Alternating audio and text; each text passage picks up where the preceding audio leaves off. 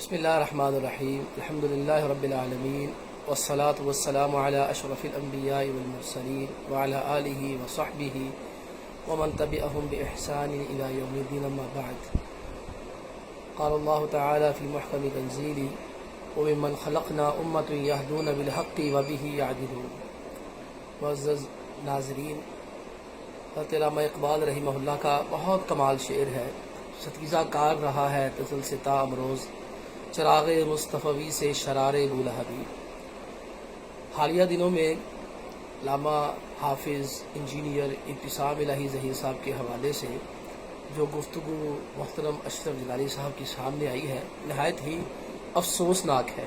ایک ایسا شخص جس کی زندگی للہیت میں بسر ہو، جو اپنی تمام توانائیاں ختم نبوت کے لیے وقف کرے، دین کے لیے وقف کرے، سوشل میڈیا کے اوپر ایک توانا آواز کی شکل میں ابھرے، ملک میں جہاں کوئی مسئلہ ہو بغیر تفریق مسلک کے وہاں اپنی تمام خدمات پیش کرے، اس شخصیت کے حوالے سے بدباطنی کا اظہار کرنا اور اس کے بارے میں جو ہے وہ نامناسب کلمات کہنا اور ان کو جو ہے وہ معاذ اللہ ثم معاذ اللہ ان کے متعلق یہ باور کرانے کی کوشش کرنا، یہ گستاخ رسول ہے۔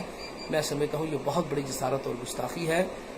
علامہ شہید رحمہ اللہ کے خانوادے سے ہمیں تو ان کی نسبت سے محبت ہے، دوسرا اس لیے بھی محبت ہے کہ ان حضرات نے اپنے والد گرامی کا علم اٹھایا ہوا ہے، لہذا ہم اس تمام چیزوں کو کنڈم کرتے ہیں، ان سے اختلاف رکھتے ہیں اور جلالی صاحب کو کہتے ہیں کہ ہوش کے ناخن لیں اور بات کرنے سے پہلے سوچ لیا کریں کہ اس کے بارے میں کیا کہہ رہے ہیں۔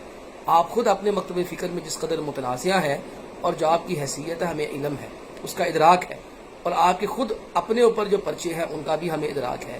اپنے آپ کو متنازع مزید نہ بنائیں، اور اداروں سے گزارش ہے یہ نیشنل ایکشن پلان کے تحت ایسے لوگوں کے خلاف کارروائی کی جائے جو ملک میں بدامنی کا باعث بنتے ہیں۔ خدا نخواستہ کوئی صورتحال میں معاملے میں گڑبڑ پیدا ہوئی تو یہی حضرات ذمہ دار ہوں گے۔ اللہ تعالیٰ حضرت علامہ کی حفاظت فرمائے، ان کے رفقاء کی حفاظت فرمائے۔ ہم دامے درمے قدمے سخنے ان کے ساتھ ہیں اور ان معاملات کے اندر ان کے دست و بازو ہیں۔